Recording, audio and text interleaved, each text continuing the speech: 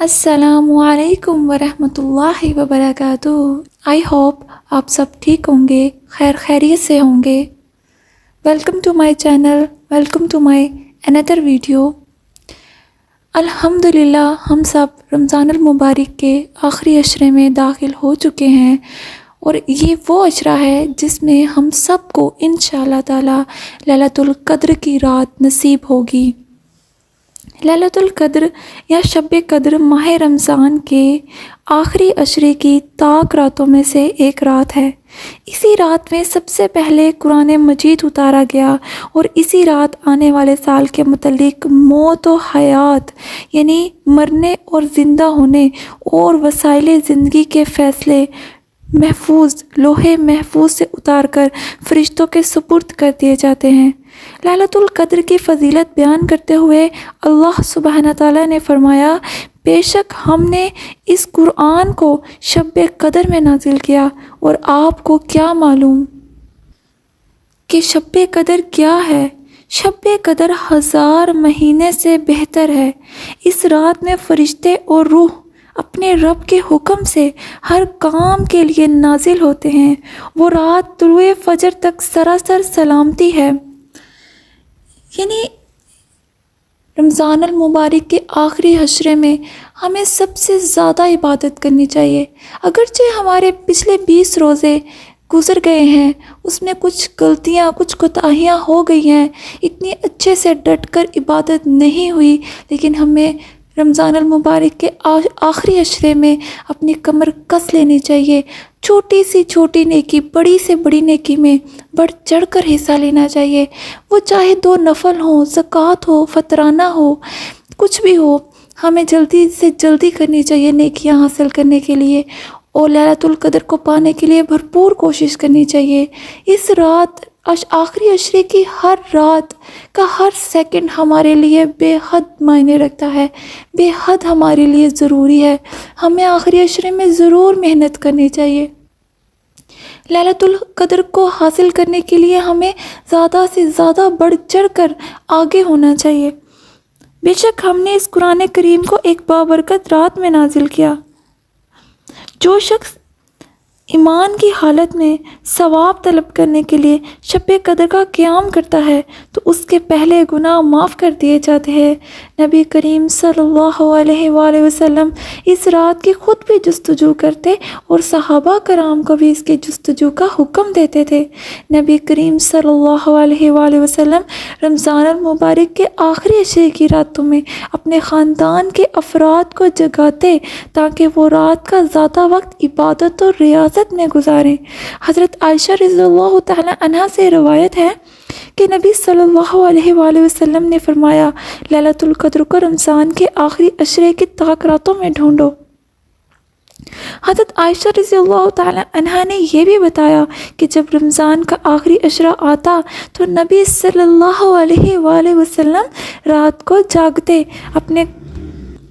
اپنے گھر والوں کو بھی جگاتے اور عبادت میں خوب محنت کرتے اور اس کام کے لیے کمر کس لیتے۔ ہمیں رمضان المبارک میں خاص طور پر رمضان المبارک کے آخری عشرے میں زیادہ سے زیادہ محنت کرنی چاہیے۔ ہمیں دنیا تو مانگنی چاہیے لیکن آخرت بھی مانگنی چاہیے۔ روزے کے کچھ تقاضے ہیں۔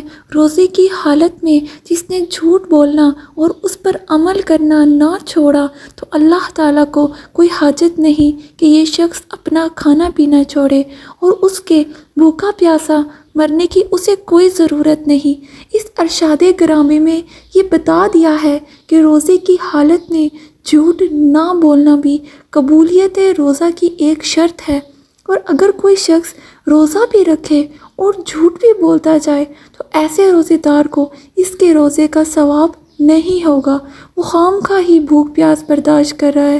معلوم ہوا کہ روزہ صرف اسی چیز کا نام نہیں ہے کہ طلوع صبح صادق سے لے کر غروب آفتاب تک کھانے پینے سے منہ مت کر لیا جائے، بلکہ روزے کے کچھ اور بھی تقاضے ہیں جو ہمیں آخری عشرے میں خیال رکھنا چاہیے کہ ہم سے کوئی غلطی نہ ہو جائے، جو اس کی قبولیت کے لیے ضروری ہے، بلکہ یوں کہہ لیں کہ صرف منہ پیٹ اور شرمگاہی کا روزہ نہیں بلکہ تمام اعضائے جسم کا روزہ ہونا چاہیے۔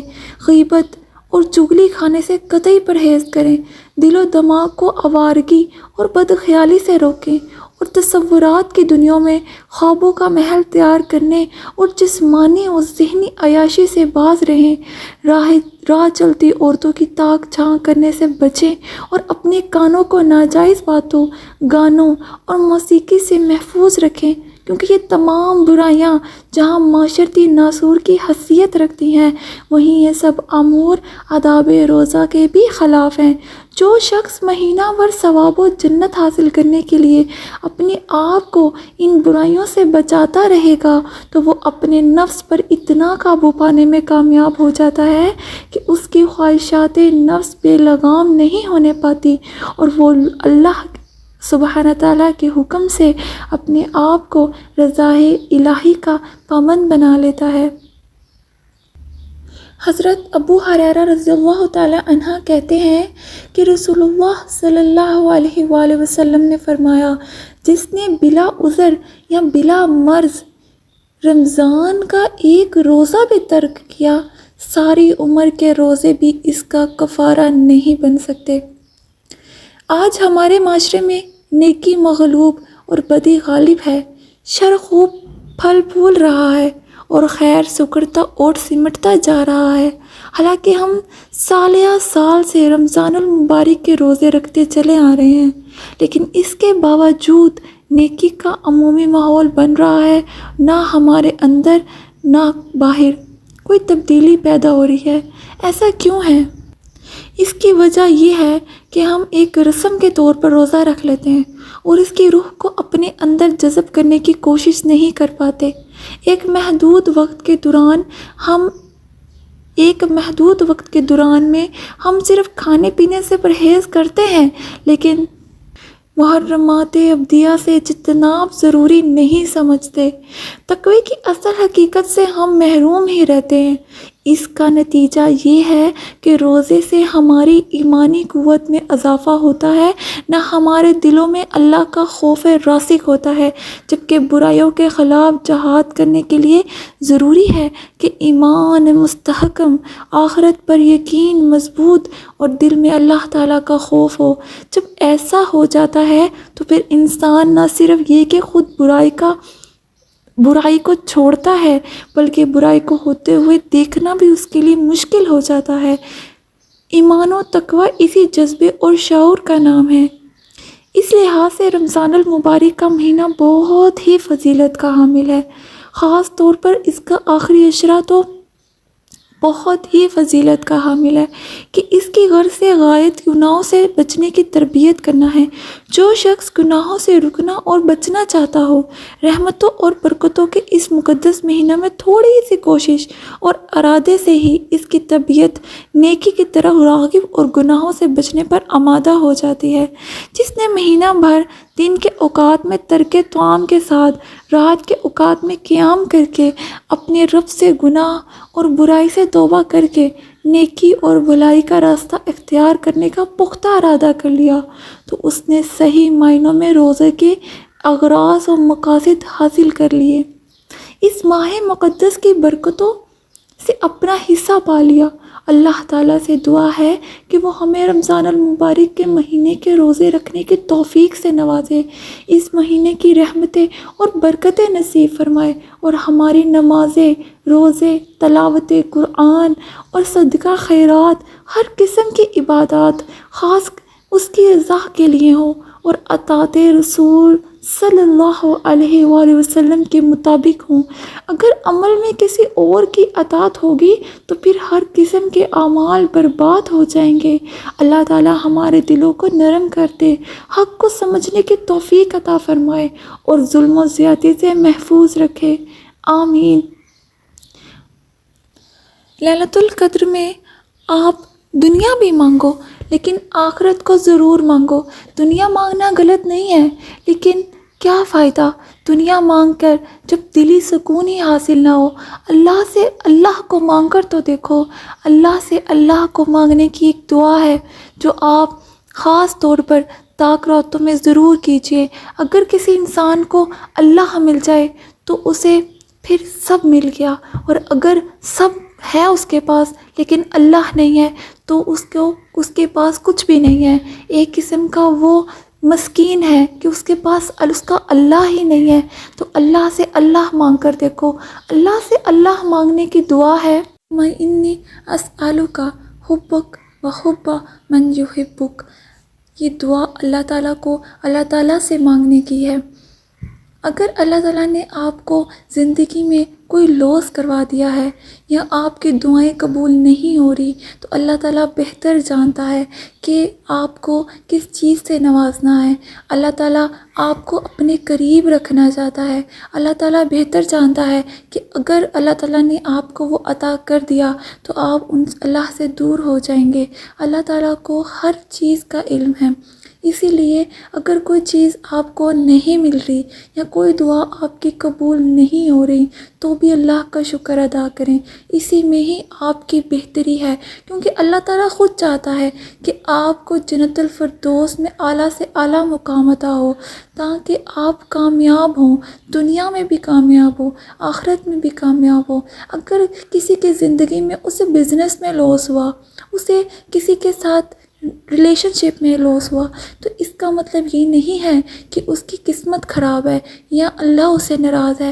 ہو سکتا ہے اس میں ہی اس کی بہتری ہو، آگے چل کر وہ اس سے زیادہ اسے نقصان پہنچتا تو اللہ تعالیٰ نے پہلے ہی یعنی کہہ لو کہ بڑے نقصان سے بچا لیا، اور چھوٹے ہی نقصان میں اسے اس کام سے، اس رشتے سے، اس جو بھی اس نے کام کیا جس میں بھی اسے نقصان ہوا اسے روک دیا۔ اللہ تعالیٰ اپنے بندے سے بے حد پیار کرتا ہے، تو ان طاق راتوں میں ہم کیوں نہ اللہ کو اللہ سے مانگ لیں۔ جب اللہ ہمارے پاس ہوگا تو یہ دنیا کیا چیز ہے؟ دنیا مانگنا غلط نہیں ہے، آپ دنیا مانگیں، اپنی ضروریات انسان کو چاہیے کہ وہ جتنے اس کی استطاعت ہے اس میں رہ کر میانہ روی اختیار کر کر اپنی ضروریات پوری کرے، اپنی ضروریات کو اچھے طریقے سے اپنے خاندان اور سب کی ضروریات کو مد نظر رکھتے ہوئے ان پر خرچ کرے۔ رمضان المبارک میں اگر آپ کو لیلۃ القدر نصیب ہو جائے تو آپ یہ دعا ضرور پڑھیں جو حدیث سے ثابت ہے، اللہم انک عفو تحب العفو فاعف عنی۔ یہ آپ صلی اللہ علیہ وآلہ وسلم نے حضرت عائشہ رضی اللہ تعالی عنہا کو ریکمنڈ کی کہ اگر آپ کو یہ رمضان المبارک کے آخری عشرے میں لیلۃ القدر نصیب ہو جائے تو آپ یہ دعا ضرور پڑھیے گا۔ تو آپ بھی زیادہ سے زیادہ عبادت کا اہتمام کریں، اپنی کمر کس لیں۔